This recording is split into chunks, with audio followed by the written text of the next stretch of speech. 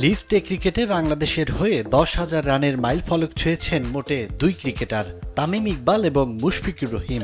এবার ১০,০০০ই ক্লাবে যোগ দেওয়ার অপেক্ষায় মাহমুদুল্লাহ রিয়াদ। ৯,৮৩১ রান তার নামের পাশে। ৩২৯ ইনিংসে ৮টি সেঞ্চুরি ও ৬১টি ফিফটিতে এই রান জড়ো করেছেন রিয়াদ। ১৯ ফেব্রুয়ারি শুরু হতে যাওয়া চ্যাম্পিয়ন্স ট্রফিতে গ্রুপ পর্বে বাংলাদেশ পাবে ৩ ম্যাচ। আইসিসি ইভেন্টেই হয়তো ১০,০০০-এর নাগাল পেয়ে যাবেন মাহমুদুল্লাহ। তাহলে তিনি হবেন তৃতীয় বাংলাদেশি ক্রিকেটার। শুধু ব্যাটিং নয়, দেড় যুগের ক্যারিয়ারে অফ স্পিনে ১৭৭টি উইকেটও নিয়েছেন মাহমুদুল্লাহ।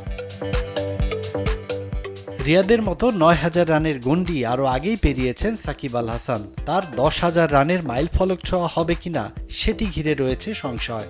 বোলিং অ্যাকশন প্রশ্নবিদ্ধ হয়, প্রতিযোগিতামূলক ক্রিকেটের বাইরে রয়েছেন এ অলরাউন্ডার।